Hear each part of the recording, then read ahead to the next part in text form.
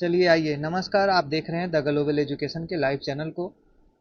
अभी जो आपके सामने है बिहार पुलिस सिपाही भर्ती 19,838 पोस्ट के लिए जो भी हमारे भाई अप्लाई किए हैं, ठीक है, वो जो सिलेबस दिया गया है एससीईआरटी और एनसीईआरटी पर जो आधारित है, चैप्टर वाइज हम आपके क्वेश्चन करा रहे हैं। और ये भी लिखा गया है कि अंतिम समय में ये करके जाएं, ठीक है। आपका एग्जाम निश्चित रूप से निकलने वाला है। ये क्यों दावे के साथ कहा जा रहा है? क्योंकि जो अभी हम क्वेश्चन लाए हैं इसकी सीरीज के अंदर में, वो आगामी जो परीक्षा होने वाला है 16 तारीख को, 20, 23, 27 और 30 और 3 अगस्त को जो जिनका भी एग्जाम होने वाला है उनके लिए बेहद इंपॉर्टेंट होने वाला है। यही प्रश्न आने वाला है सीधे तौर पे। अभी जो हम कवर कराने वाले हैं क्लास 9th का पूरी पॉलिटी कवर कराने वाले हैं, ठीक है। तो आइए देखते हैं। उससे पहले कुछ चीज़ें हैं, जैसा कि देख रहे हैं आपके सामने लिखा गया है। क्या लिखा गया है? क्लास 9th का पूरी पॉलिटी क्या है? क्लास 9 का पूरी पॉलिटी, जिसके अंतर्गत क्या हम कवर करने वाले हैं, एससीईआरटी पे आधारित और एनसीईआरटी पे आधारित, ठीक है। तो ये क्लास 9 का पूरा होने वाला है।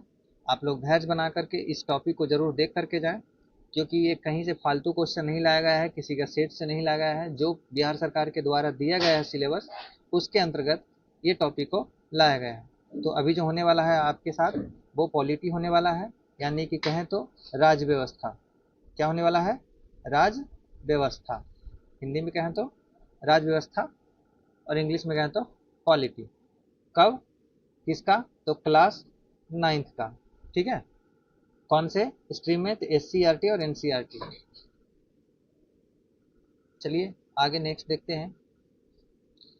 उससे शुरू करने से पहले आज आप लोग के लिए एक बेहद ही और सभी चीज़ों की जानकारी आप लोग के होना चाहिए, क्योंकि जब आप डिपार्टमेंट के लिए तैयारी कर रहे हो, जिस डिपार्टमेंट के लिए, उसी के बारे में नहीं जानोगे, हमारे सीनियर कौन होंगे, हम क्या करने वाले हैं, तो फिर कैसे चलेगा, है ना। तो हमारा फ़र्ज़ बनता है कि आपकी सभी चीज़ की जानकारी दें। तो ये पॉलिटी पढ़ा रहे थे, एक टॉपिक आज दिखा हमको, इंडियन पुलिस का रैंक दिखा, ठीक है, कि पुलिस का रैंक कैसे कैसे होता है। तो जिस जिस लेवल की अभी आप तैयारी कर रहे हैं, ये कांस्टेबल लेवल की तैयारी कर रहे हैं, ठीक है। कंधे पे एक पट्टी होता है, इसके ऊपर कुछ भी नहीं होता है। क्या होता है? कुछ भी नहीं होता है, तो वो कांस्टेबल कहलाते हैं। क्या कहलाते हैं? कांस्टेबल कहलाते हैं। जिसके कंधे पे पट्टी इस तरीके के दिखेगा वो लेंस नेक कहलाते हैं, ठीक है। और जिसके कंधे पे 3 पट्टी दिखेंगे, 1 2 3 पट्टी दिखेंगे, वो हवलदार कहलाते हैं। क्या कहलाते हैं? हवलदार कहलाते हैं। जिनके कंधे पर एक स्टार दिखेगा वो एएसआई कहलाएंगे। क्या कहलाएंगे? एएसआई कहलाएंगे। जिनके कंधे पर डबल स्टार दिखेगा वो दरोगा कहलाते हैं, यानी सब इंस्पेक्टर कहलाते हैं। उम्मीद है कि आप लोग को बेहतर तरीके से समझ में आ रहा होगा। जिनके कंधे पर कोई स्टार नहीं, केवल सिंपल पट्टी, वो कांस्टेबल कहलाते हैं, यानी कि यही बिहार पुलिस है हमारे, ठीक है। जिनके कंधे पर ऐसे रहेंगे इस वाले पट्टी, केवल एक सादा पट्टी रहेंगे, वो लेंस नायक कहलाएंगे। जिनके कंधे पर 3 पट्टी रहेंगे वो हवलदार कहलाते हैं। जिनके कंधे पर एक स्टार है वो एएसआई कहलाएंगे। जिनके कंधे पर 2 स्टार है वो सब इंस्पेक्टर कहलाएंगे, ठीक है। आगे देखते हैं।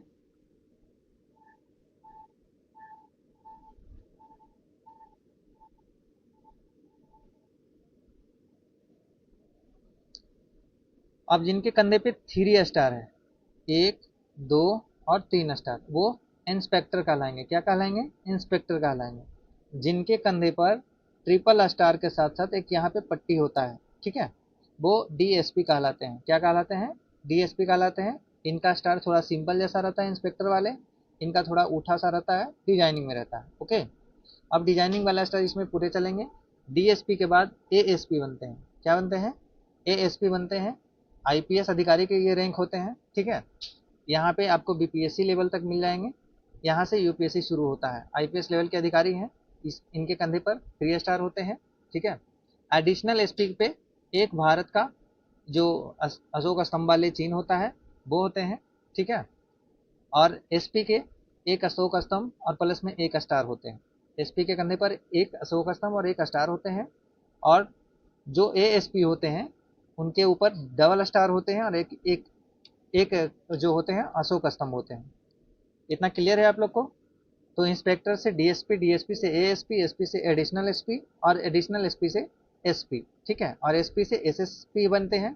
ठीक है। एएसपी से प्रमोशन होकर के डीआईजी बनते हैं, यानी डीआईजी में आपको इस तरीके से मिल जाएगा 3 स्टार सजाया हुआ एक अशोक स्तंभ, ठीक है। और यहाँ पे एक तलवार का यहाँ पे मिल जाएगा, एक स्टार मिल जाएगा, तो समझिए आईजी हैं। और एक तलवार के साथ साथ एक भारत का नक्शा यहाँ पे मिल जाएगा। जो अशोक स्तंभ है वो डीजीपी, एडीजीपी और एसडीजीपी कहलाते हैं। क्या कहलाते हैं? डीजीपी, एडीजीपी, एडिशनल डीजीपी होते हैं, और एसडीजीपी होते हैं, ठीक है। उम्मीद करते हैं कि सभी डीजीपी रैंक से लेकर के संबंधित जो भी स्टार से संबंधित रैंक था, जिनको मालूम नहीं था वो उनको पता चल गया होगा, ठीक है। एक बार फिर से रिव्यू दिखा देते हैं आप लोग को, ताकि बेहतर तरीके से ध्यान में आ जाए। नहीं तो ऐसा फिर होता है कि पता चला कि डिपार्टमेंट में पहुंच गए, कोई रैंक का कोई पता ही नहीं है, किसको क्या समझो क्या ना समझो। आपके सामने एसपी भी गुजर रहे हैं, आपको पता नहीं चल रहा है। तो इसलिए आप लोग रैंक की जानकारी बहुत ही ज़रूरी समझिए। तो सबसे पहले क्या होता है, सबसे पहले आप बनते हैं कांस्टेबल। कांस्टेबल से प्रमोट होंगे, लेंस नायक बनेंगे, उसके बाद बनेंगे हवलदार। हवलदार से प्रमोट होंगे तो एएसआई बनेंगे, एएसआई से बनेंगे तो सब इंस्पेक्टर होंगे। क्या होंगे? दरोगा होंगे। ओके। उसके बाद आप अगले रैंक की बात करें तो इंस्पेक्टर बनते हैं, इंस्पेक्टर से डीएसपी, डीएसपी से एएसपी, एएसपी से एडिशनल एसपी बनते हैं, एडिशनल एसपी से एसपी बनते हैं, एसपी से एएसपी बनते हैं, एसएसपी बनते हैं, और फिर उसके बाद डीजीपी बनते हैं, डीजीपी से आईजी बनते हैं, और सॉरी डीआईजी बनते हैं, डीआईजी से आईजी बनते हैं, और आईजी से डीजीपी बनते हैं। ये हमारे पुलिस महानिदेशक के रूप में कहलाते हैं, ठीक है, डीजीपी। तो उम्मीद करते हैं आपको ये रैंक सभी को समझ में आ गया होगा, किनके कंधे पर कितना स्टार, क्या अशोक स्तंभ, क्या तलवार वाली, वो सारी चीज़ समझ में आ गया होगा। चलिए तो आज की टॉपिक को शुरू करते हैं देर ना करते हुए, क्योंकि हम टॉपिक के बीच में एक टॉपिक इसलिए ला देते हैं कि ताकि आप लोग को माइंड फ्रेश हो और आप लोग अच्छे से तैयारी कर पाएँ। समझ में आ गया? ये एग्ज़ाम किसके लिए इम्पोर्टेंट होने वाला है, ज़रा वो भी सुन लीजिए। ये आईएएस के नाम सुने हैं, आईएएस, बीपीएससी, ठीक है, SSC, RRB, railway recruitment board, ठीक है, आरआरबी भर्ती के लिए भी उपयोगी हैं। तमाम स्टेट का जितना भी एग्जाम होते हैं जिसमें जीएस पूछे जाते हैं, जैसा कि संघ लोक सेवा आयोग, राज्य लोक सेवा आयोग, कर्मचारी चयन आयोग, रेलवे भर्ती बोर्ड और जीएस आधारित सभी प्रश्न। तो ये टॉपिक जो होने वाला है सब किसी के लिए पूरा होने वाला है। सर पूछिए कि कैसे होने वाला है। एक कल विद्यार्थी मैसेज किए, मैं बता रहा हूँ क्या मैसेज किए, अभी होता तो हम कमेंट लगा देते। उन्होंने मैसेज किया कि सर आप 9th क्लास का पॉलिटी पढ़ा रहे हैं, क्या सभी में काम आएगा? तो तुम भाई मेरे जो भी विद्यार्थी हैं जिस तरीके से मैसेज किए हैं तो वो बेवकूफ़ हैं। पॉलिटी का मतलब जितना भी आपका जीएस आधारित एग्जाम होते हैं, ठीक है, सब में पूछे जाते हैं। तो क्लास 9th का क्यों नहीं पॉलिटी पूछा जाएगा? आप जब यूपीएससी की तैयारी करते हैं तो किसी भी टीचर, कोई भी ऐसा टीचर नहीं है जो आपको सलाह नहीं देगा कि हाँ आप एनसीईआरटी का बुक नहीं पढ़िए, एनसीईआरटी का बुक नहीं पढ़िए, ठीक है। सभी लोग सलाह देंगे कि सरकार के द्वारा जो बनाया गया बुक है एनसीईआरटी उसको फॉलो कीजिए, एससीईआरटी फॉलो कीजिए। क्यों कीजिए? क्योंकि सरकार का ये बुक है और सरकार ही एग्जाम कराती है, तो सरकार ही पूछेंगे ना सवाल आपसे, इसलिए एनसीईआरटी पढ़ना जरूरी है। और जितना भी आपको टीचर पढ़ा रहे हैं, चाहे हम पढ़ा रहे हैं, चाहे कितने बड़े बड़े लेवल के टीचर पढ़ा रहे हैं, वो एनसीईआरटी का ही कुछ पार्ट लेकर के पढ़ाते हैं आपको, सोर्स वहीं से रहता है। आप देखिएगा कॉपीराइट में जब भी लिखा रहेगा तो लिख देंगे एनसीईआरटी पे आधारित। समझ में आ रहा है क्यों लिखते हैं एनसीईआरटी पे आधारित? क्योंकि एनसीईआरटी का कॉपी किए हैं। तो आप लोग से निवेदन है कि पहले एनसीईआरटी को पूरी तरीके से कवर कर लें, और जो बिहार पुलिस भी पूछने वाला है एनसीईआरटी और एससीईआरटी ही पूछने वाला है, ठीक है। तो कन्फ्यूजन दूर हो गया। ये पॉलिटी वाले जो है सेक्शन, ये सभी एग्जाम के लिए पूछे जाते हैं, ठीक है। चलिए अब जो मन में होगा सब क्लियर हो गया होगा। जैसा कि कल तक हम लोगों ने देख चुका था क्वेश्चन नंबर 50 तक। कितना देख चुके हैं? 50 तक देख चुके थे, जिसमें क्वेश्चन था कि कौन सा राष्ट्र संयुक्त राष्ट्र संघ का अंग नहीं है, ठीक है, जिसमें आपका आंसर था अंतर्राष्ट्रीय न्यायालय। आज का जो क्वेश्चन होने वाला है मेरे भाई, ठीक है, वो क्वेश्चन नंबर 51 होने वाला। सुरक्षा परिषद के अस्थायी सदस्यों के संबंध में कौन सा विकल्प सही है? यहाँ पे सही है नहीं नहीं पूछ रहा है, ठीक है। सुरक्षा परिषद के अस्थायी सदस्यों के बारे में, किसका? अस्थायी सदस्यों के संबंध में कौन सा विकल्प सही है?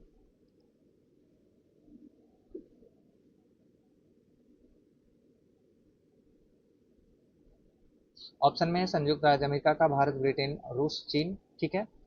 भारत ब्रिटेन, रूस, फ्रांस, चीन। संयुक्त राज्य अमेरिका, ब्रिटेन, रूस, फ्रांस, जापान, ये सारे लोग नहीं हैं। लेकिन ऑप्शन नंबर डी आपका सही है कि संयुक्त राज्य अमेरिका, ब्रिटेन, फ्रांस, रूस और चीन, ये सभी लोग क्या हैं, अस्थायी देश हैं। इसका है सुरक्षा परिषद के। तो कंफर्म रहिएगा इसके लिए। क्वेश्चन नंबर 52 की बात करें कि सुरक्षा परिषद में वीटो का अधिकार किसे प्राप्त है। सुरक्षा परिषद में वीटो का अधिकार किसे प्राप्त है। तो सुरक्षा परिषद के अस्थायी सदस्यों का वीटो प्राप्त है। क्या है, अस्थायी सदस्यों का ही वीटो पावर प्राप्त है, कि वही वीटो पावर का यूज कर सकते हैं जो अस्थायी सदस्य हैं। ठीक है, आगे जो क्वेश्चन होने वाला है, निम्नलिखित में से जोड़ों का परीक्षण करें। नीचे दिए गए कुछ सही भाषा में उसके मिलान करें। ये ऊपर में दिया गया है संयुक्त राष्ट्र संघ के अंग और सदस्यों की संख्या। ठीक है,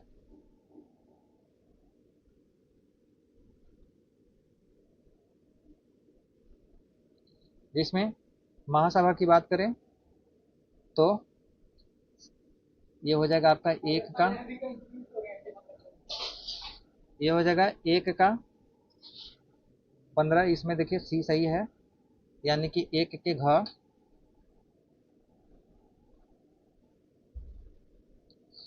1 के घ हो जाएगा, 2 के आपका हो जाएगा ग, यानी 15। सुरक्षा परिषद में जो संख्या होता है सदस्यों का 15 होते हैं, महासभा में 193 होते हैं। ठीक है, और तीसरा का 15 हो जाएंगे। अंतर्राष्ट्रीय न्यायालय की जो संख्या होते हैं सदस्यों का संख्या वो 15 होते हैं। और आर्थिक सामाजिक परिषद का संख्या जो होते हैं वो 54 होते हैं। कितना होते हैं, 54 होते हैं। फिर से एक बार देख लीजिए, महासभा का 193 होते हैं। ठीक है, सुरक्षा परिषद का 15 होते हैं। अंतर्राष्ट्रीय न्यायालय की संख्या जो सदस्यों की संख्या होता है उसमें 15 होते हैं। और आर्थिक सामाजिक परिषद का जो संख्या होते हैं वो 54 होते हैं। ठीक है, अब जो आज का चैप्टर स्टार्ट होने वाला है मेरे भाई, वो होने वाला है दूसरा नंबर चैप्टर, लोकतंत्र। और लोकतंत्र का क्या और क्यों, ये आपको बिहार पुलिस का सिलेबस अगर जो भी विद्यार्थी देखे होंगे उसमें देखिएगा, पॉलिटी जो भी सेक्शन दिया गया है उसमें 9th क्लास में ये दूसरा चैप्टर का उदाहरण दिया गया है आपको कि यहाँ से क्वेश्चन पूछे जाएंगे। तो ये आपके लिए बेहद इंपॉर्टेंट है। और जो नहीं जानते हैं आप एक बार जाइए सर्च करिए रिजल्ट भारत। रिजल्ट भारत के नीचे एक सेक्शन होता है सिलेबस का, उसमें जाइए बिहार पुलिस का सिलेबस देखिएगा। उसमें आपको ये टॉपिक मिल जाएगा कि हम यहाँ से प्रश्न करने वाले हैं। जब हमें सरकार खुद ही बता रही है कि हाँ हम यहाँ से प्रश्न पूछेंगे, तो फिर हम बाकी हॉड़ की दुनिया में क्यों मचे। आप लास्ट अंतिम समय में ये करके जाओ, निश्चित रूप से क्वेश्चन मैच करने वाले हैं यहाँ से। और ये हम नहीं, ये जो सिलेबस दिया गया है बिहार पुलिस का वो कह रहे हैं। ठीक है, और निश्चित रूप से पिछले बार भी प्रश्न आए हैं और इस बार भी प्रश्न यहीं से आएंगे, क्योंकि ये एससीईआरटी और एनसीईआरटी का ओरिजिनल बुक है। तो आप समझ सकते हैं कितना इंपॉर्टेंट हो सकता है इसका। ठीक है, तो क्वेश्चन नंबर 54 कहता है कि इनमें से कौन सा लोकतंत्र के लिए आवश्यक नहीं है। ये वर्ड पे ध्यान दीजिएगा, है या नहीं है। तो लास्ट में पूछ रहा है नहीं है। लोगों द्वारा चुनी हुई सरकार हो। ठीक है, लोकतंत्र का लोगों द्वारा चुनी हुई सरकार तो होता है भाई, तो ये गलत है। इसके अनुसार, क्वेश्चन के अनुसार चुनाव निष्पक्ष होता है, होना चाहिए लोकतंत्र में, लेकिन यहाँ पे भी ये भी गलत है।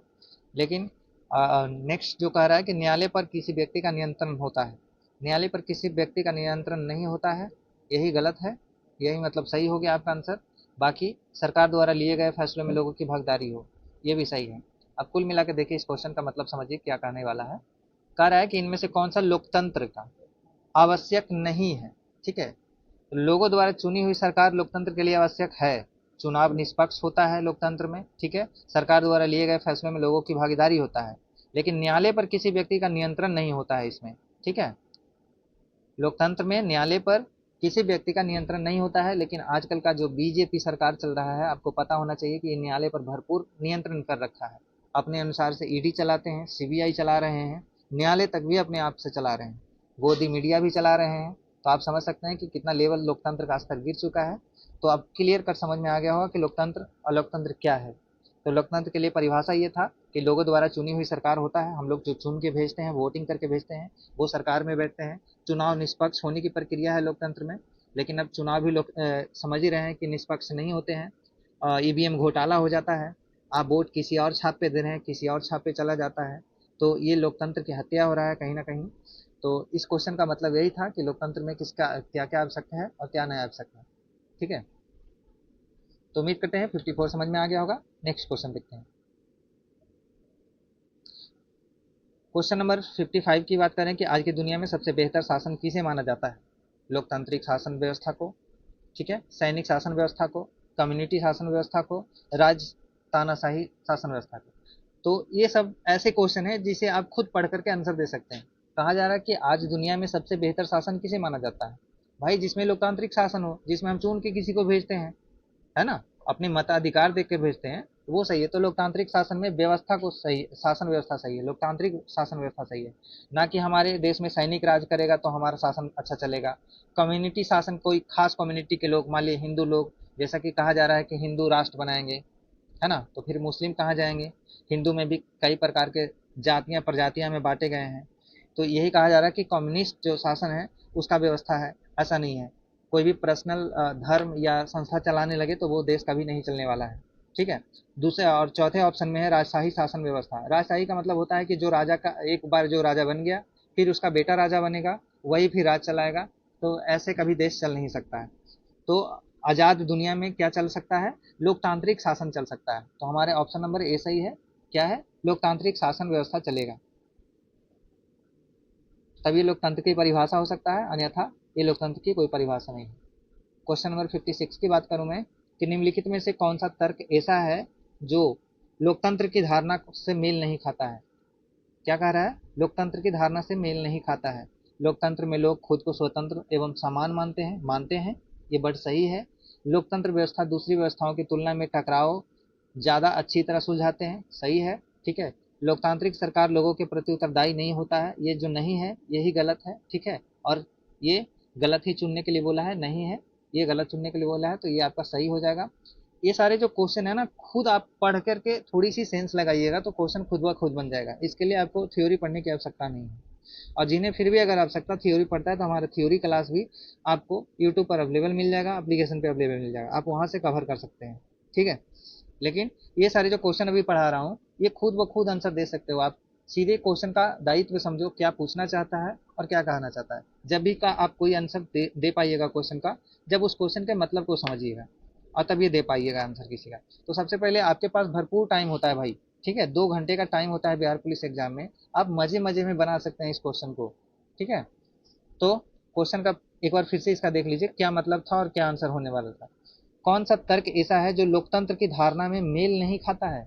लोकतंत्र की बात कर रहा है। लोकतंत्र में समझिए तो स्वतंत्रता होगा, आपके मत के अनुसार चुने गए लोग होंगे, आपके बात मानने वाले सरकार होंगे, तब ये लोकतंत्र कहलाएगा ना।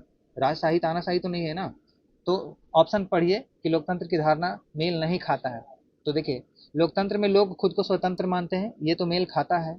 लोकतांत्रिक व्यवस्था दूसरी व्यवस्थाओं की तुलना में टकरावों को ज्यादा अच्छी तरह सुलझाते हैं। ठीक है, ये भी चलता है। लेकिन लोकतंत्र सरकार में सरकार उत्तरदायी नहीं होता, हम लोग को उत्तरदायी होता है। जो हम कहेंगे सरकार करेंगे, नहीं तो उसका सरकार गिर जाता है। ठीक है। मान लिया जाए सरकार अपनी मर्जी से चलने लगे तो उसका सरकार गिर जाता है। तो ये यही कह रहा है कि मेल नहीं खाता है, तो ये बात मेल नहीं खाता है। बाकी सब सारे बात मेल खाता है। जैसे लोकतांत्रिक देश में शासन प्रणाली वाले दूसरे देशों की तुलना में ज्यादा समृद्ध होते हैं, ये भी मेल खा रहा है, लेकिन ये मेल खा नहीं रहा है। तो यही क्वेश्चन पूछा जा रहा था। ठीक है। क्वेश्चन नंबर 57 की बात करें कि इनमें से कौन सा ऐसा कारक है जिसे लोकतंत्र के लिए शुभ नहीं कहा जाता है? शुभ नहीं कहा जाता है। यहाँ पे नहीं वर्ड लगा हुआ है, नहीं पे ध्यान दीजिएगा। लोगों द्वारा चुनी गई सरकारें हो, ये शुभ है, खाता है मेल। सरकार द्वारा लिए गए निर्णयों में लोगों की सहभागिता होता है।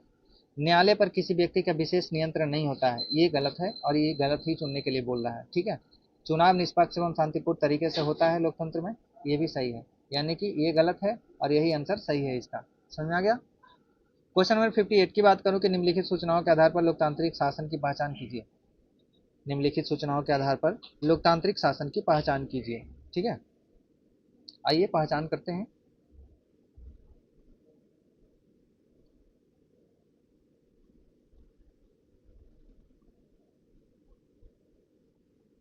संसद सेना की अनुमति के बिना सेना के संबंध में कोई कानून नहीं बना सकता है, ये सही है। संसद न्यायपालिका की शक्तियों को सीमित करने का कानून कानून बना सकता है, ये गलत है। ठीक है, क्या चुनने के लिए बोल रहा था?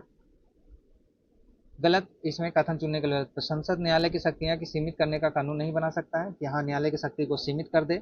मान लिया हमारा जो हाई कोर्ट है और उसमें संसद में जो बैठे नेता हैं वो कह दें कि नहीं, तुम फांसी चढ़ने पे ऐसा सजा नहीं सुना सकते हो, है ना। उनका कानून पहले से जो संविधान बना हुआ है कि जो गलत किए उनको फांसी इतना ऐसे सजा चलेगा, सबका प्रबंध है। अगर कोई नेता जीत के जाता है और बोलता है कि कितना बड़ा गलती कर ले, आप उसको फांसी नहीं चढ़ा सकते हैं। तो ये कानून का संशोधन डायरेक्टली नहीं, सीमित नहीं कर सकता है, ये पावर आपको संसद की किसी भी व्यक्ति को नहीं मिला है। ठीक है, तो यही सही है आपका आंसर। आगे देखते हैं कि देश के नेता पड़ोसी राज्य उनके अनुमति के बिना किसी दूसरे राज्य से संधि या अथवा समझौता नहीं कर सकते हैं, ये कर सकते हैं। देश के समस्त आर्थिक निर्णय केंद्रीय बैंक के अधिकारी करते हैं, जिन्हें बदलने पर अधिकार मंत्री अथवा राष्ट्रपति को भी नहीं है। तो ये भी सही है, यानी कि आपका कथन गलत बी था और बी आंसर आपके लिए सही है। ठीक है,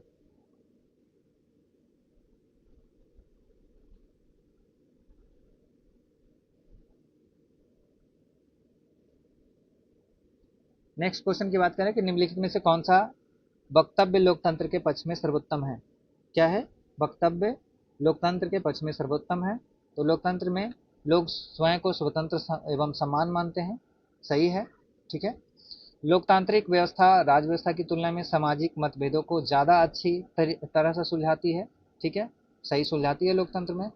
लोकतंत्र में प्रशासन जनता के प्रति अधिक उत्तरदायी होता है। लोकतंत्र में प्रशासन जनता के प्रति अधिक उत्तरदायी होता है, ये गलत है, अधिक उत्तरदायी नहीं होता है। लोकतंत्र और समृद्धि एक साथ चलते हैं, ये सही है। ठीक है, इसका वर्ड का मतलब समझिए। ये पूछ रहा है कि वक्तव्य लोकतंत्र के पक्ष में सर्वोत्तम क्या क्या है।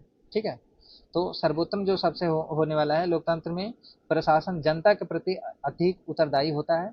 ये सॉरी, यही आपका सही है। ओके, एक बार फिर से क्वेश्चन आप रिपीट देख लीजिए। क्वेश्चन का क्या मतलब बनने वाला है कि निम्नलिखित में से कौन सा वक्तव्य लोकतंत्र के पक्ष में सर्वोत्तम है। ठीक है, लोकतंत्र में लोगों स्वयं को स्वतंत्र एवं समान मानते हैं। सर्वोत्तम, सबसे सर्वोत्तम पूछा जा रहा है, तो ये भी है, ये भी है। ठीक है, लोकतांत्रिक व्यवस्था में व्यवस्थाओं की तुलना में सामाजिक मतभेदों को अच्छी तरह सुलझाती है, ये भी सुलझाती है। लेकिन सबसे सर्वोत्तम उपाय जो इसमें है कि लोकतंत्र में प्रशासन जनता के प्रति अधिक उत्तरदायी होता है। जो भी हम जिसको नेता को चुन के भेजते हैं, शासन प्रशासन उनके जो काम करते हैं वो हम लोग के प्रति अधिक उत्तरदायी होते हैं। ठीक है, ऐसे भी पता होता है कि कहीं भी झगड़ा लड़ाई होता है तो हम लोग शासन प्रशासन की भी हेल्प लेते हैं, तो हमारे प्रति अधिक उत्तरदायी है ना। सीधे तौर पर क्वेश्चन का कहने का मतलब ये था। ठीक है, तो ऑप्शन नंबर सी आपका सही है। क्वेश्चन नंबर 60 की बात करें कि लोकतांत्रिक और गैर लोकतांत्रिक शासन व्यवस्था में अंतर किस आधार पर किया जाता है। लोकतांत्रिक और लोकतांत्रिक का जो गैर गैर लोकतांत्रिक व्यवस्था है उसमें अंतर किस आधार पर किया जाता है। तो मतदान के अधिकार के आधार पर, ठीक है, बहुदलीय व्यवस्था के आधार पर, समय सीमा के अंदर चुनाव होने के आधार पर, सरकार के निर्णय की प्रक्रिया के आधार पर। ठीक है, तो ना सरकार की निर्णय कर सकता है, ना मतदान के अधिकार कर सकता है, ना बहुदलीय कोई कह सकता है कि ये बने। लेकिन समय सीमा के अंदर जो चुनाव के आधार पर किए जाएंगे, मान लिया जाए आपके अगले मंथ चुनाव होने वाला है। ठीक है, जैसे अभी बिहार में चुनाव होने वाले हैं, लगभग अक्टूबर नवंबर दिसंबर के करीब में कोई भी चुनाव हो सकते हैं। तो एक समय में वो चुनाव हो रहे हैं, तो ये कह रहा है समय सीमा के अंदर चुनाव जो होगा वही लोकतांत्रिक शासन का व्यवस्था होगा। इसी से कहा जा सकता है अंतर, बाकी चीज़ों के अंतर नहीं कहा जा सकते हैं।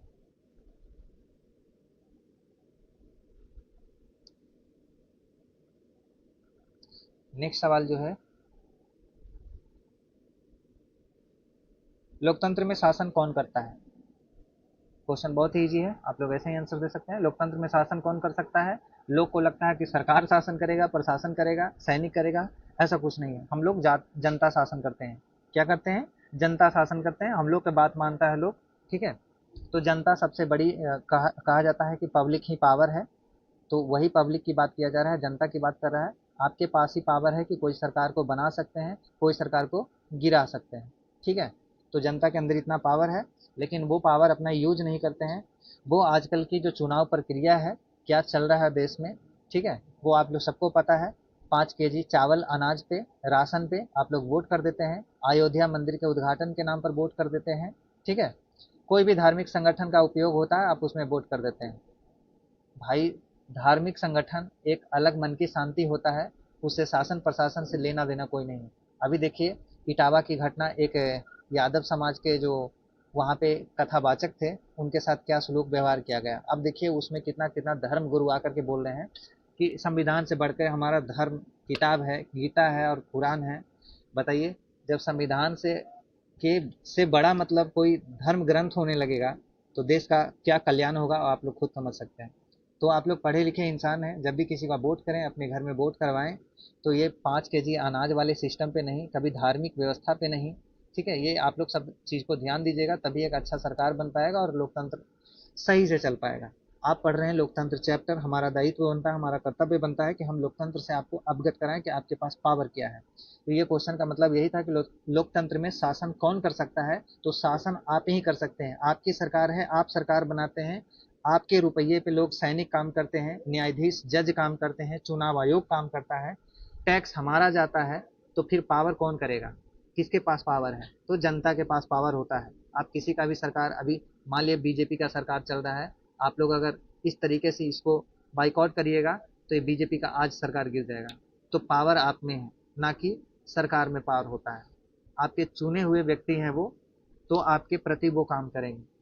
ठीक है, लेकिन आज अपोजिट होता है कि जब आपके घर वोट मांगने आते हैं तो हाथ जोड़ करके जाते हैं, और जब जीत जाते हैं तो आप कितना हाथ गोड़ या पैर पर लो, आपका कोई काम नहीं बनने वाला है।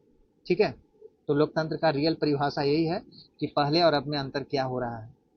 तो आप लोग चीज़ों को समझिए। तो इसका आंसर क्या था, लोकतंत्र में शासन कौन करता है? जनता करता है। ठीक है, अगला क्वेश्चन जो है, इनमें से कौन सी शासन प्रणाली विश्व में सबसे अच्छी होती है? इनमें कौन सी शासन प्रणाली विश्व में सबसे अच्छी होती है? कम्युनिस्ट शासन प्रणाली कभी अच्छी नहीं हो सकती है। लोकतांत्रिक शासन प्रणाली हमेशा सही है। कोई भी देश के लिए लोकतंत्र वाली व्यवस्था हो तो चलेगा देश, राजतानाशाही से नहीं चलेगा, फौजी शासन से नहीं चलने वाला है। ठीक है, क्वेश्चन नंबर 63 की बात करें कि लोकतांत्रिक पद्धति की सरकार में शासन की बागडोर किन के हाथों में होती है? लोकतांत्रिक पद्धति के सरकार में शासन की बागडोर किन के हाथों में होती है? तो वो जनता के हाथों में होती है। अभी हमने बताया लोकतंत्र आपके द्वारा चुने जाते हैं सरकार, तो आपके पास पावर है चुनने का अधिकार। ठीक है,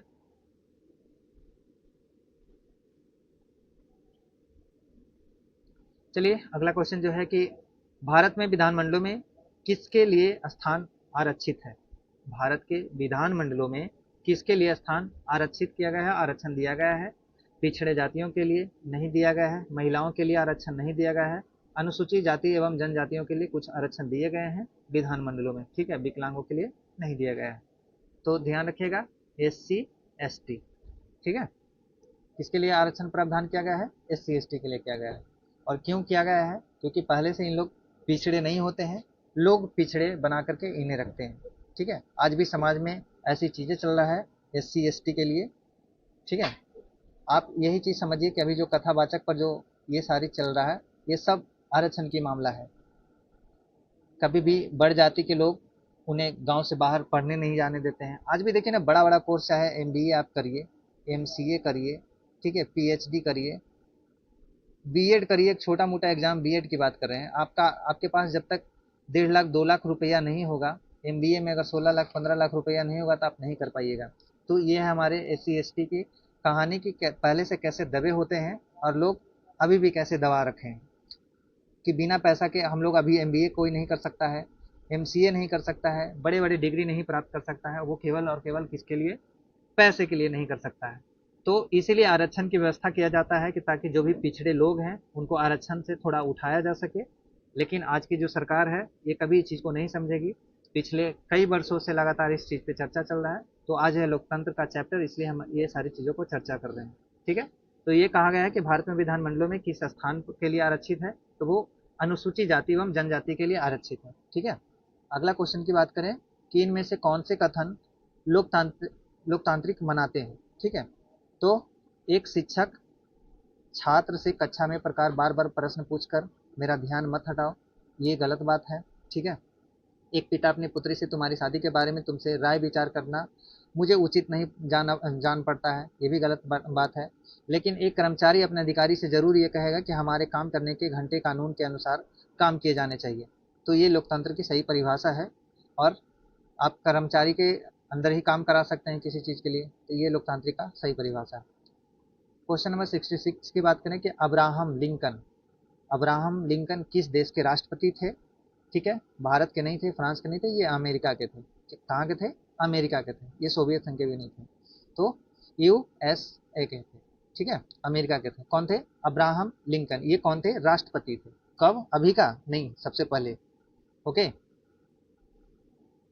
नेक्स्ट क्वेश्चन देख लेते हैं। चलिए आइए, 67 की बात करें कि लोकतांत्रिक एवं गैर लोकतांत्रिक शासन व्यवस्था में अंतर किस आधार पर किया जाता है? दलीय व्यवस्था के आधार पर किया जाता है, तो गलत है। मतदान के अधिकार पर व्यवस्था किया जाता है। लोकतांत्रिक एवं गैर लोकतांत्रिक शासन व्यवस्था के में अंतर किस आधार पर किया जाता है? तो ये मतदान के अधिकार पर किया जाता है। आप लोकतांत्रिक तभी बनाएंगे जब आप वोटिंग करके किसी नेता को भेजते हैं। आपके बात कहने के लिए आपके जो लोकसभा राज्यसभा में जो बैठते हैं हमारे संसद, वो आप लोग चुन के भेजते हैं। ठीक है, 68 की बात करें कि किसी निर्वाचन क्षेत्र के कुछ गांव में पेयजल उपलब्ध कराने की कोई व्यवस्था सरकार द्वारा नहीं की गई है। सरकार का ध्यान आकृष्ट कराने के लिए उनके गांव के द्वारा तरीके पर विचार किया जा सकता है। कौन सा? अगर मान लीजिए आपके गांव में कुआं या पेयजल की व्यवस्था नहीं है, आप गर्मी गर्मी के दिनों में ग्रसित हैं, पानी पीने के लिए कहीं मतलब पानी के बिना कुछ भी संभव नहीं है और पानी आपके गांव में नहीं आ रहा, तो सरकार को आप कैसे ध्यान आकर्षित कर सकते हैं, वो आपके लिए विचार दिया गया है। क्या अदालत में पानी को अपने जीवन का अधिकार का हिस्सा बताते हुए मुकदमा दायर करेंगे? ये गलत तरीका है, आप इस तरीका से आवाज़ नहीं उठा सकते हैं। चुनाव का बहिष्कार करके सभी दलों का ध्यान आकर्षित कर सकते हैं, तो ये भी गलत है। आप चुनाव को बहिष्कार करके आप पानी नहीं मांग सकते हैं। सरकारी अधिकारियों को घूस दे करके मांग सकते हैं, तो ये भी गलत है। इस तरीके से नहीं मांग सकते हैं। और सरकार की नीतियों के विरुद्ध जनसभाएं करके ये भी नहीं मांग सकते हैं। क्वेश्चन का फिर से एक और मतलब समझिए क्या कहने वाला है, क्योंकि आंसर इसमें अजीब सा आ रहा है। किसी निर्वाचन क्षेत्र के कुछ गांव में पेयजल उपलब्ध कराने की कोई व्यवस्था सरकार द्वारा अगर नहीं की गई है, तो सरकार का ध्यान आकृष्ट कराने के लिए उन गांव के लिए लोगों के द्वारा तरीकों पर विचार किया गया, इनमें से कौन सा तरीका अलोकतांत्रिक है? हाँ, अभी हम पढ़ गए थे लोकतांत्रिक है, इसलिए आंसर नहीं मिल रहा था। इसमें देखिए अलोकतांत्रिक लगा हुआ है। इसीलिए बोलते हैं कि शब्द पे आप लोग ध्यान जरूर दीजिएगा कि कहना क्या चाह रहा है क्वेश्चन। लास्ट में सब कुछ पूछने के बाद कह देता है नहीं किया जा रहा है, और वही नहीं लोग आप सही समझ के आ जाते हैं और वही मार के चलाते हैं, वही में प्रश्न गलत होता है। और आप ओवर कॉन्फिडेंस में इसलिए रहते हैं कि नहीं वो तो मेरा प्रश्न सही होगा, लेकिन आपने वो चीज़ को नहीं देखा कि हाँ लास्ट में हाँ लगा हुआ है या नहीं लगा है। जैसे कि अभी हमने कितनी बड़ी मिस्टेक किया, हमने लोकतांत्रिक पढ़ लिया, इस शब्द को क्या पढ़ लिया, सब कुछ सही पढ़ा हमने, लेकिन हमने बोला कि उन तरीकों का विचार करते हुए इनमें से कौन सा तरीका लोकतांत्रिक है, हमने ये समझ लिया, लेकिन यहाँ लिख दिया है अलोकतांत्रिक है, यानी कि लोकतांत्रिक रूप में नहीं है। तो अगर आप अदालत में पानी को अपने आजीवन का अधिकार हिस्सा का बनाते हुए मुकदमा दायर करते हैं कि हमारे घर में हमारे गांव में पानी नहीं आ रहा है, वहाँ पे कुआं खुदवाया जाए, चापाकल लगवाया जाए, तो आप अदालत में इस मुकदमा को दायर कर सकते हैं सरकार के खिलाफ कि हमारे गांव के ये मुखिया हैं, हमारे साथ वो मुखिया केवल अपने पेट भर रहे हैं, हमारे गांव में कोई विकास नहीं कर रहे हैं। आप अपने सीनियर अधिकारी तक पहुंच सकते हैं, जिला डीएम एसपी तक पहुंच सकते हैं। तो ये आपका सही प्रक्रिया है पहुंचने का। चुनाव का बहिष्कार भी कर सकते हैं आप उस समय। ध्यान आकर्षित, मान लिया हमारे गांव में पानी नहीं आ रहा है या अभी बाढ़ की समस्या है, पुल नहीं बन रहा है। अब जब कोई सरकार हमारे यहाँ वोट मांगने आएंगे, हम सीधे मना करेंगे, सर आपको वोट नहीं करेंगे हम, क्योंकि हम पिछले 5 सालों से बाढ़ ग्रसित हैं।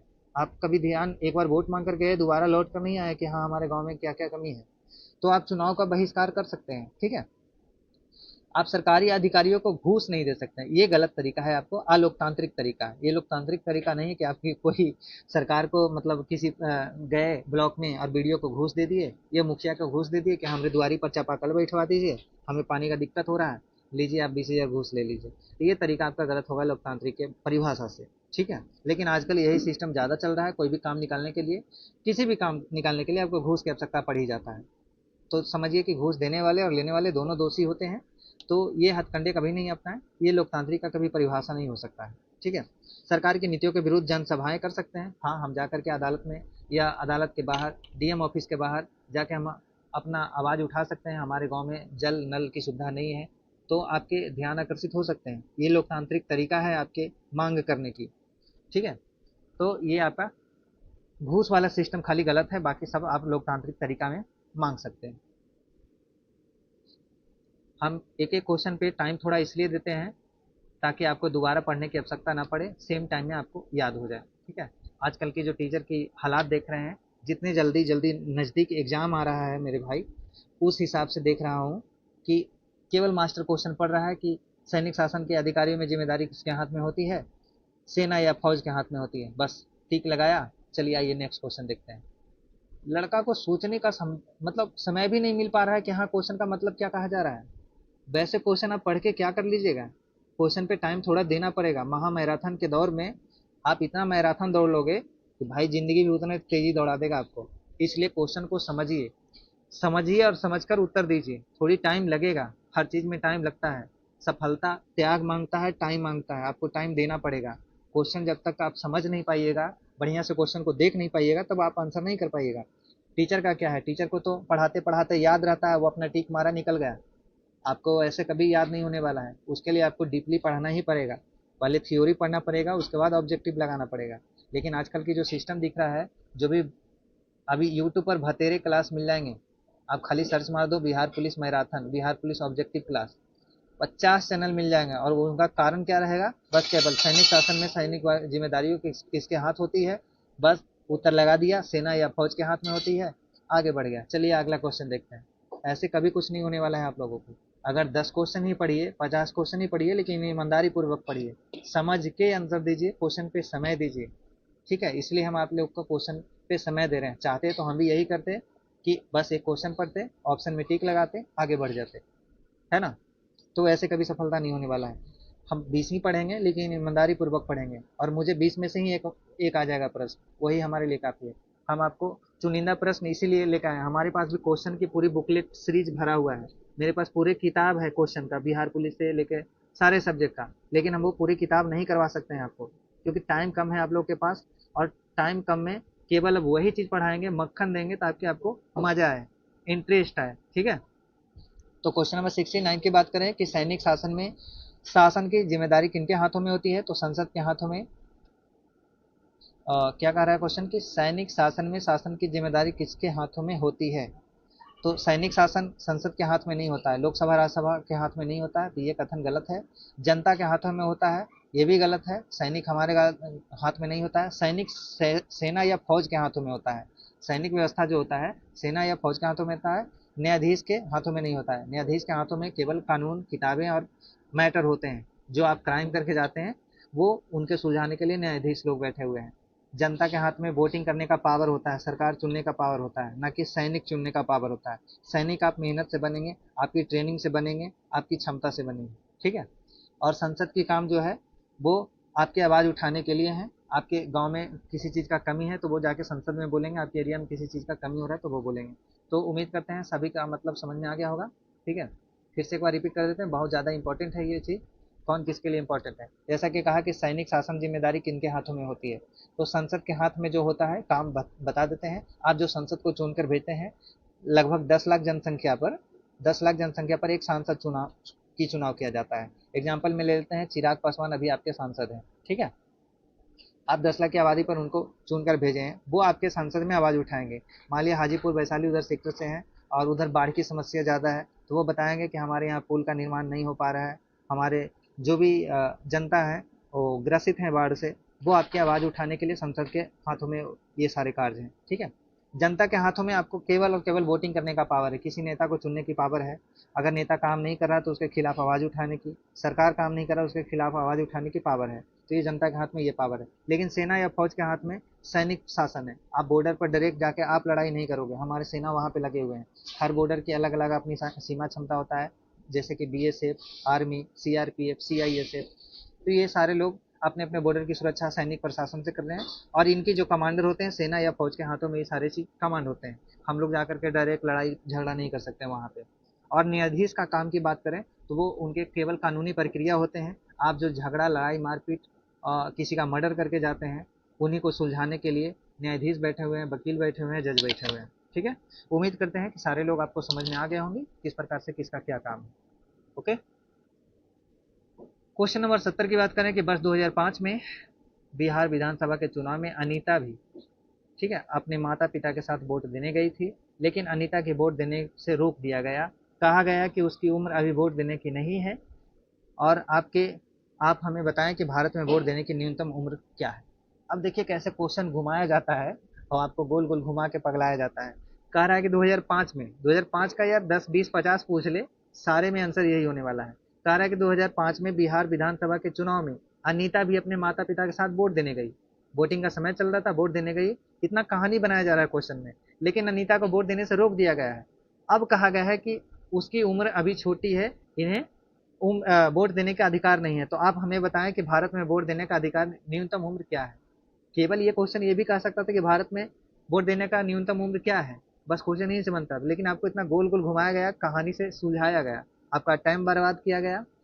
और इसीलिए इसका न्यूनतम उम्र अभी भारत में जो है 18 वर्ष है। 18 वर्ष अगर आपके पास है तो आप वोट देने का अधिकार है आपके पास। 18 वर्ष से नीचे है तो वोट देने का अधिकार नहीं। तो इसकी कहानी के अनुसार 2005 या 10 में कोई भी अनीता जाती वोट देने के लिए तो 18+ होकर के जाती, 18 तक जाती तो वो वोट दे सकती थी, लेकिन हो सकता है अनीता की उम्र 18 से कम होगा, इसलिए उन्हें चुनाव में वोट देने से रोक दिया गया। अब समझ में आ रहा है कैसे क्वेश्चन क्रिटिकल बनाया जाता है। हालांकि ज्यादा क्रिटिकल नहीं था, लोग समझने वाले आराम से आंसर दे सकते थे। हमारा कोई भी टॉपिक ऐसा नहीं होता है कि रटने वाला होता है, हंसी मजाक में समझिए। इतना ऑब्जेक्टिव भी क्वेश्चन कोई इस तरीके से नहीं पढ़ा सकता है। बस ऑब्जेक्टिव केवल आएगा, टिक लगाएगा और जाएगा, है ना। हम पढ़ा रहे हैं लोकतंत्र, और लोकतंत्र में हंसी मजाक ना हो तो ये चैप्टर की आनंद ही ना आए। चलिए 71 क्वेश्चन की बात करें कि निम्नलिखित में से किस शासन व्यवस्था में शासन का आधार जनता का होती है। ठीक है, तो शासन का आधार किनके हाथों में होती है। लोकतंत्र में शासन जनता के आधार पर होता है, हम लोग जो चुनते हैं। एक ही चीज को देखो कई प्रकार से पूछा जा रहा है, तब से जनता और जनता लोकतंत्र के बीच में ही बातें चल रहा है। जब भी लोकतंत्र की बात आए, सिंपल समझ लेना, जनता नहीं तो शासन प्रशासन। ठीक है, सीधे लोकतंत्र में हम लोग जो भी चुन के भेजते हैं वही लोकतांत्रिक है भाई।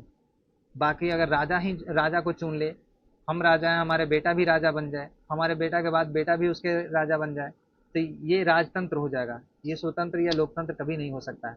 मान लिया कोई सैनिक शासन चला रहा है, डीजीपी मान लिए पूरे बिहार को चला रहे हैं, मुख्यमंत्री को छोड़ करके डीजीपी ही राज चला रहा है, और अगला भी जो उनके नीचे अधिकारी होंगे फिर वो चलाने लगेंगे, तो ये सैनिक प्रशासन हो जाएगा फिर। तो उस देश का कल्याण कभी नहीं हो सकता। और यही कारण है कि फ्रांस की क्रांति हुआ, रूस की क्रांति हुआ, अमेरिका के क्रांति में सारे चीजें ही हुआ। ठीक है, तो नेक्स्ट क्वेश्चन देख लेते हैं। 72 की बात करें कि निम्नलिखित में से किस देश में सैनिक द्वारा तख्ता पलटकर शासन स्थापित करने का उदाहरण मिलता है। ठीक है, तो सैनिक द्वारा पहली बार अगर किसी का तख्ता पलट हुआ है तो वो पाकिस्तान का हुआ है।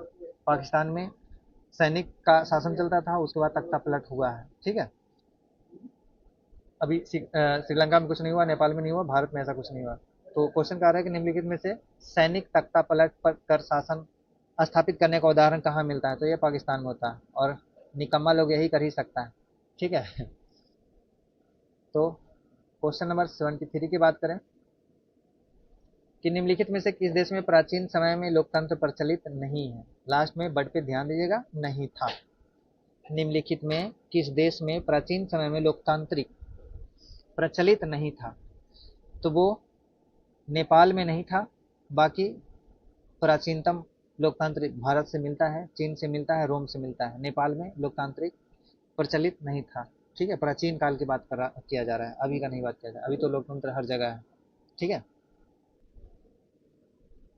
चलिए क्वेश्चन नंबर 74 की बात करें कि वर्तमान समय में प्रत्यक्ष लोकतंत्र में देखने को मिलता है, क्या देखने को मिलता है। ब्रिटेन से नहीं मिलता है, ये स्विट्जरलैंड से दिखता है। वर्तमान समय में जो प्रत्यक्ष लोकतंत्र है किस देश में देखने को मिलता है, ये कल ही हम पढ़ा चुके हैं आपको। जो कौन कहाँ से लिया गया है, संसद की चीजें, संविधान में जो भी वर्ड हुआ है कहाँ से लिए गए हैं। तो कहा जा रहा है कि वर्तमान समय में प्रत्यक्ष लोकतंत्र किस देश में देखने को मिलता है, ये तो स्विट्जरलैंड में मिलता है। ठीक है,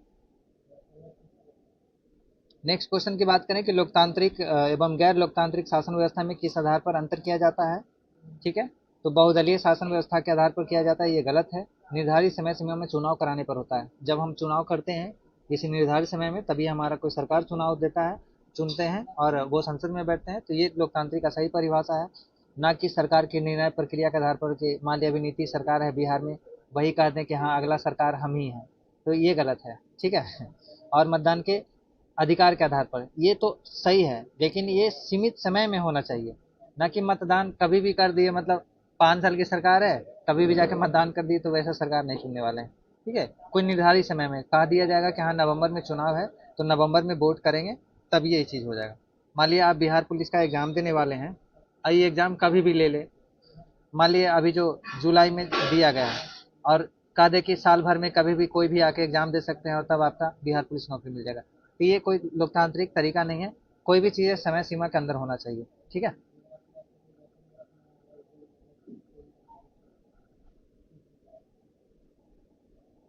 क्वेश्चन और है क्या यहाँ पे? हाँ चलिए, एक और क्वेश्चन था। यह है कि भारत में मतदान में भाग लेने के लिए न्यूनतम उम्र सीमा क्या रखी गई है? तो वो आपको पहले ही बता चुके हैं, 18 वर्ष रखी हुई है। ठीक है, कितना रखा गया है?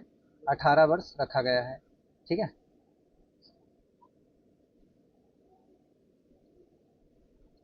क्वेश्चन नंबर 77 की बात करें कि इनमें से कौन सा ऐसा कथन है जो लोकतंत्र से मेल नहीं खाता है? याद रखिएगा, नहीं खाता है जो पूछ रहा है। ठीक है, तो लोकतंत्र में सभी लोग के मत का मूल्य समान होता है, ये सही है। लोकतांत्रिक सरकार ज़्यादा मनमानी करती है, ठीक है, ये गलत है।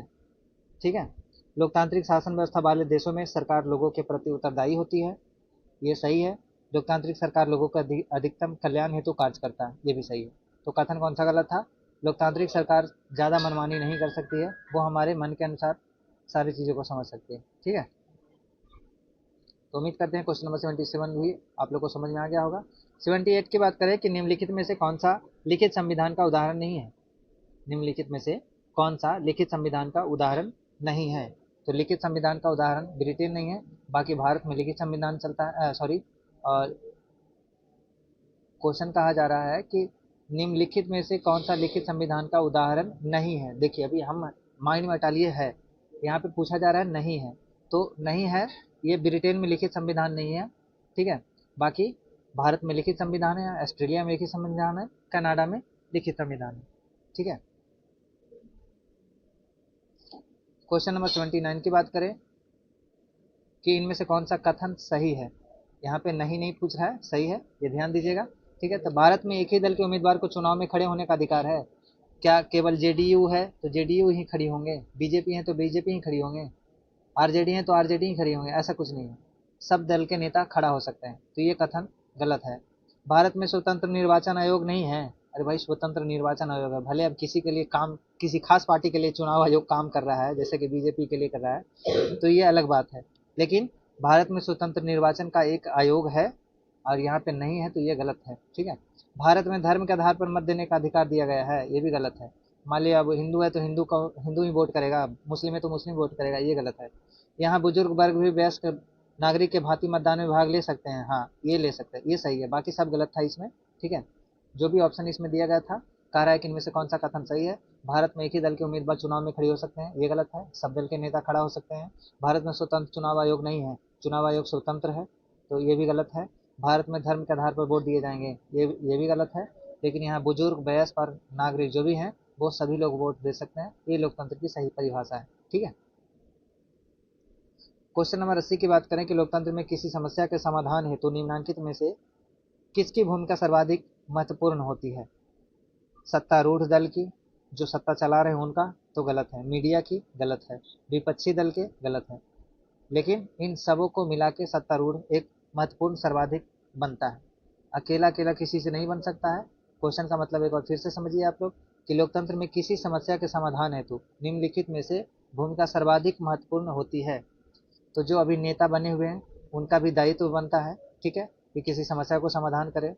मीडिया की दायित्व बनता है कि सच्चाई चीज़ों को दिखाएं। विपक्षी दल के नेता भी आवाज़ उठा सकते हैं कि यहाँ पे ये हो रहा है, यहाँ पे ये कांड हो गया है, आप उसका उस पर विचार करिए। तो ये तीनों लोग मिलेंगे, तब एक सत्तारूढ़ और लोकतांत्रिक का सही परिभाषा बन सकता है। और जो भी हमारी समस्या है, ये तीनों लोग मिलेंगे, नेता, मीडिया और विपक्षी दल मिलेंगे, तब ये किसी मैटर का कल्याण होगा। हाल ही में सुनाई दे रहा था, रेप का कांड हो गया था, अब उसमें सत्तारूढ़ का जो भी है, अब मीडिया गोदी मीडिया बन जाए, विपक्षी दल काम ना करे, तो ये चीज़ कभी समस्या का समाधान नहीं हो सकता है।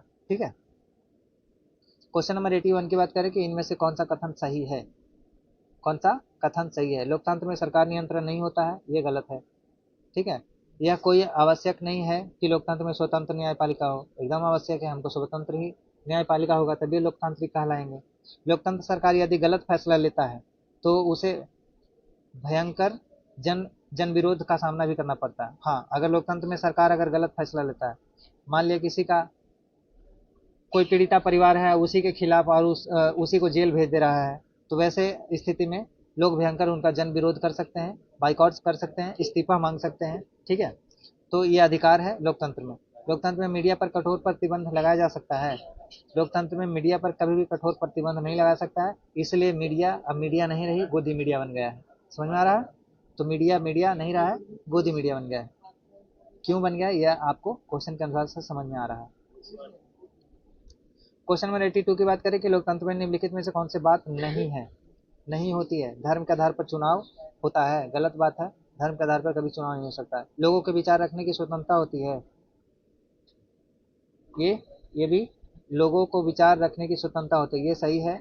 लोगों ने अधिकार को हनन नहीं करता है, लोगों के अधिकारों का हनन नहीं होता है लोकतंत्र में, ये सही है। लोगों को सरकार के समर्थन में विरोध की स्वतंत्रता होती है, ये भी सही है। तो लोकतंत्र में निम्नलिखित में कौन सी बात सही नहीं है, तो धर्म के आधार पर केवल चुनाव नहीं होता है, बाकी लोगों का विचार रख सकते हैं। अधिकारों का हनन कोई करेगा तो उसका आवाज हो सकता है, लोगों सरकार समर्थन विरोध कर सकते हैं। ठीक है, तो ये सारी चीजें हो सकता है। क्वेश्चन नंबर 83 की बात करें कि निम्नलिखित में से कौन सा प्रत्यक्ष लोकतंत्र का साधन नहीं है। ठीक है, प्रत्यक्ष लोकतंत्र का साधन नहीं है नकारात्मक मत देने का। ठीक है, तो ये साधन नहीं है। बाकी प्रारंभिक सभा कर सकते हैं, लोक निर्णय ले सकते हैं, आप लोक मत संग्रह कर सकते हैं कि हाँ इनको आज चुना जाए, इनको सरकार बनाया जाए।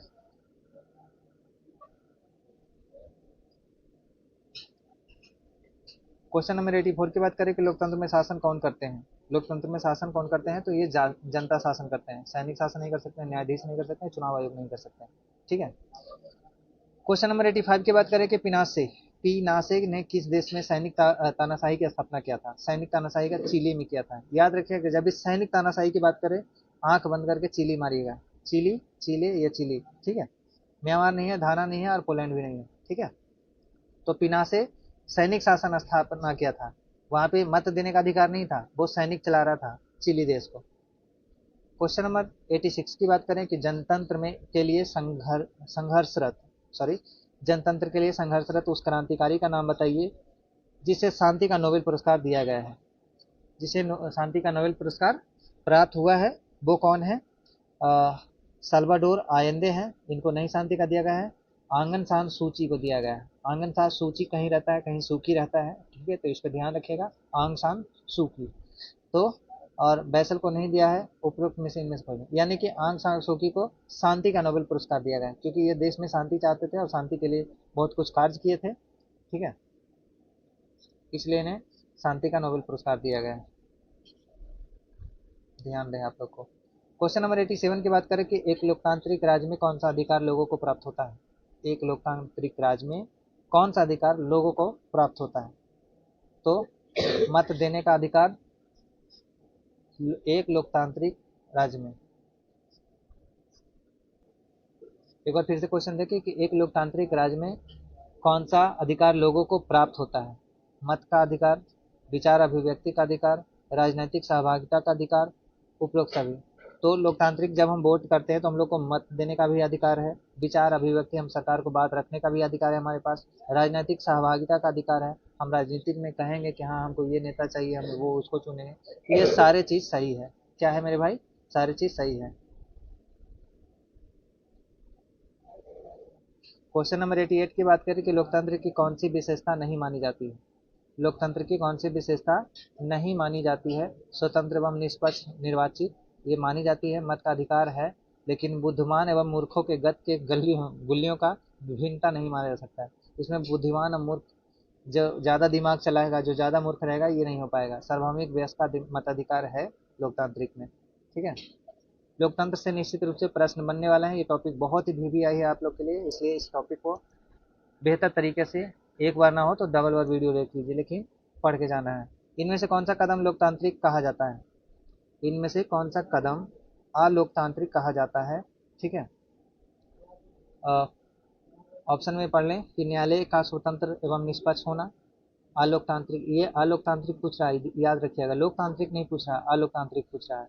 यानी कि न्यायालय का स्वतंत्र निष्पक्ष होना ये लोकतांत्रिक है। आर्थिक नीति जनहित के आधार पर तय किया जाता है, लोकतांत्रिक है। सांसद द्वारा पारित कानून की असंवैधानिक की जांच का अधिकार स्वतंत्र न्यायालय के पास होता है, ये भी सही है, लोकतांत्रिक है। लेकिन विदेशी नीति के निर्धारण में दूसरे देशों का हस्तक्षेप किया जाता है, ये गलत है, अलोकतांत्रिक है। ये क्या है? अलोकतांत्रिक है, तो ध्यान रखिएगा। ठीक है। क्वेश्चन नंबर 90 की बात करें कि पाकिस्तान में जनरल परवेज मुशर्रफ ने किस वर्ष सैनिक तख्ता पलट द्वारा शासन की बागडोर अपने हाथों में ली गई? कौन लिए थे? परवेज मुशर्रफ। कौन थे? सैनिक तख्ता पलट किए थे कहाँ? पाकिस्तान में। तो वो 1999 में किए थे। कब किए थे? 1999 में किए थे। याद रखिएगा, 19 9 9 9, बस 1999। पाकिस्तान की बात करें तो 1999 बस याद रखिएगा। ये इसी टाइम इसका तख्ता पलट हुआ था, सैनिक के हाथों में बागडोर चली गया था। कोई सरकार नहीं था, केवल सैनिक चला रहे थे शासन यहाँ का। निम्नलिखित में से कौन सा एक ऐसा देश है जहां औरतों को वोट देने का अधिकार अभी भी नहीं है? भाई सोचो, इतना जागरूक होने के बाद भी अभी भी औरतों को वोट देने का अधिकार नहीं है। वो कहाँ है? वो सऊदी अरब में है। भारत में औरतों को वोट देने का अधिकार है, न्यूजीलैंड में, इंग्लैंड में सब लोग दे सकते हैं, लेकिन सऊदी अरब में आज भी महिलाओं को मत देने का अधिकार नहीं है। वो अपनी सरकार को चुनाव नहीं कर सकती है। समझिए, आज भी वहाँ पे इस तरीके का माहौल चल रहा है। क्वेश्चन नंबर 92 की बात करें कि जिम्बाब्वे में अल्पसंख्यकों गोरों के शासन के से कब मुक्ति मिली है? तो वो 1980 में मिली है। कब मुक्ति मिली है? 1980 में मिली है। आधुनिक काल में विश्व में सबसे अच्छी शासन व्यवस्था किसे माना जाता है? आधुनिक काल में विश्व में सबसे अच्छी शासन व्यवस्था किसे माना जाता है? तो लोकतंत्र की माना जाता है। राजतंत्र को नहीं माना जा सकता, सैनिक तंत्र को नहीं, साम्यवादी शासन को नहीं माना जा सकता। ठीक है। एक क्वेश्चन को कई रूप में पूछा जा रहा है, आप लोग इस चीज को ध्यान रखिएगा। मुझे नहीं लगता है इस चैप्टर से आप लोग को क्वेश्चन छूटने वाला है। इनमें से कौन सा कारक लोकतंत्र का दोष नहीं है? इनमें से कौन सा कारण लोकतंत्र का दोष नहीं है? जनमत पर आधारित शासन व्यवस्था, ये सही है। खर्चीली शासन व्यवस्था, ये गलत है। जिसकी लाठी उसकी भैंस की कहावत, ये भी गलत है। धनवानों की पूजा, ये भी गलत है। तो लोकतंत्र का दोष कौन है? ये सारे दोष हैं, ठीक है, और ये दोष नहीं है, इसलिए ऑप्शन नंबर ए सही हो जाएंगे। कभी कभी क्वेश्चन पे ध्यान रखिएगा आप लोग, कभी कभी क्वेश्चन इस तरीके से पूछा है, जैसे कह दिया कि इनमें से कौन सा कारक लोकतंत्र का दोष नहीं है। ये सब दोष है। खर्चीली शासन दोष है, जिसकी लाठी उसकी भैंस दोष है। भाई जो सरकार बन रहा है, आपको पीटने आ रहा है, आपको गिरफ्तार करके जा रहा है, तो ये लोकतंत्र की परिभाषा है? धनवानों की पूजा करना, बड़ा बड़ा अगर करोड़पति अडानी अंबानी है, उसको जाकर पूजा करना है, पैर पे गिर रहे हैं, ये लोकतांत्रिक देश है? ये नहीं होता है। ठीक है। जनमत पर आधारित शासन व्यवस्था होता है, हम जिसको सरकार को चुन के भेज रहे हैं वो एक सीक्वेंस से काम कर रहे हैं, स्टेप वाइज काम कर रहे हैं। हम अपने थाना तक कहानी पहुंचाते हैं, उससे नहीं होता है। जिला तक पहुंचता है, जिला नहीं होता है, पूरा राज्य संभालता है उस कहानी को, और इस तरीके से न्याय मिलता है लोगों का। ठीक है। तो जनमत की चीज़ें अच्छा लगता है, ना कि किसी का धनवान या किसी के पैरों पर जाके गिर के पूजा करना। ये लोकतंत्र की परिभाषा है। 95 की बात करें कि लोकतंत्र शासन का एक ऐसा रूप है जिसमें शासकों का चुनाव किया जाता है। ठीक है। तो व्यवसायी करके नहीं किया जा सकता है, लोग करते हैं। क्या करते हैं? लोकतंत्र शासन एक ऐसा रूप है जिसमें शासकों का चुनाव हम लोग करते हैं, जनता करता है। ठीक है। लोकतंत्र का प्रधान अवगुण है, लोकतंत्र का प्रधान अवगुण है, कौन है? जिसकी लाठी उसकी भैंस, ये अवगुण है। ठीक है, यही अवगुण है। विधि का शासन अवगुण नहीं है, ये गुण है। क्या है? ये गुण है, अवगुण नहीं है। बहुमत शासन, ये भी गुण है, और इनमें से कोई नहीं, ये तो खत्म ही कहानी है।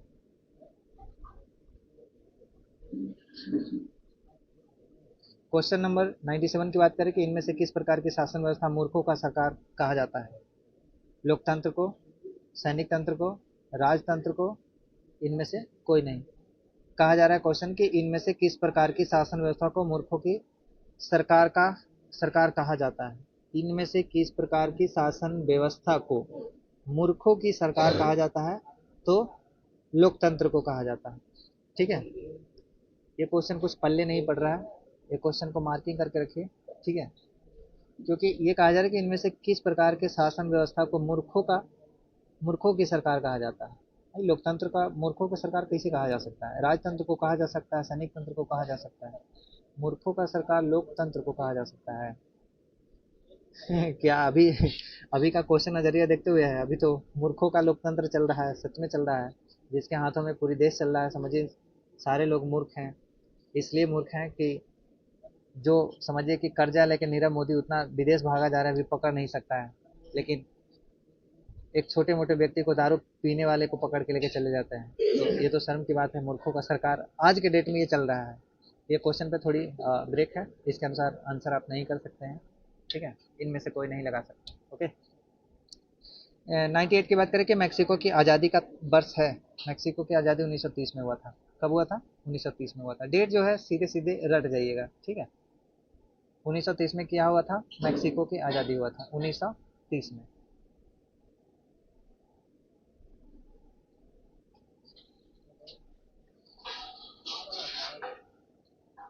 बिहार में एक गांव में विद्यालय नहीं है। वहां के लोग आपसी बैठक निम्नलिखित निर्णय लिए हैं।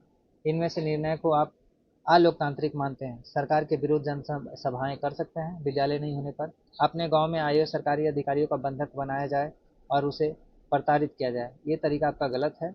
शिक्षा पाने का अधिकार के विरुद्ध न्यायालय में मुकदमा चला सकते हैं आप कि हमारे यहाँ विद्यालय नहीं है। ठीक है। और अगला क्वेश्चन जो है कि अगले चुनाव मतदान का बहिष्कार कर सकते हैं। ये सारी चीज़ें कर सकते हैं, लेकिन आप अगर मान लिया आपके गांव में जो सरकारी अधिकारी आए हैं उनको बंधक बना के कर रहे हैं कि हमको स्कूल नहीं मिला है, हमको हमारे गांव में स्कूल नहीं है, और इस तरीके से आप उसको रोक करते हैं, तो ये गलत है। लोकतंत्र की परिभाषा ये नहीं कहता है। आप सरकार के खिलाफ आवाज़ उठा सकते हैं, न्यायालय में आप अपना मुकदमा दायर करा सकते हैं। ये सारी चीज़ें ठीक हैं, बाकी चीज़ें गलत हैं। क्वेश्चन नंबर 100 की बात करें, आज की लास्ट क्वेश्चन और आखिरी है। लोकतंत्र में किसका विकास नहीं होता है? नैतिक गुणों का विकास नहीं होता है। तो नैतिक गुणों का लोकतंत्र में विकास होता है। चरित्र का भी विकास होता है, लेकिन भ्रष्टाचार का विकास नहीं होता है। बंधुत्व का भी विकास होता है। अगर लोकतंत्र अच्छा देश चल रहा है तो आपको नैतिक गुणों का भी वहाँ पे विकास होगा, चरित्र भी ठीक ठाक रहेगा, बंधुत्व भी, भाईचारा भी ठीक रहेगा। लेकिन भ्रष्टाचार ही करिएगा, करप्शन करिएगा, तो ये गलत है लोकतंत्र में। ठीक है। तो आज का क्वेश्चन और आखिरी क्वेश्चन, क्वेश्चन नंबर 100 था। उम्मीद करते हैं कि आज की टोटल क्वेश्चन आपको समझ में आ गया होगा, और सिपाही से संबंधित रैंक भी समझ में आ गया होगा कि कांस्टेबल का क्या रैंक होता है, एसपी डीएसपी के कंधे पे क्या होते हैं, सब इंस्पेक्टर पे डबल स्टार होते हैं। तो ये सारे स्टार भी समझ में आ गए होंगे। कल की क्लास में हम लोग देखेंगे इससे आगे क्वेश्चन, जो क्वेश्चन नंबर 101 है। कल की क्लास में हम देखेंगे। तब तक के लिए अपने और अपने परिवार का ख्याल रखिए, खुद का ख्याल रखिए। थैंक यू, धन्यवाद सभी लोगों का।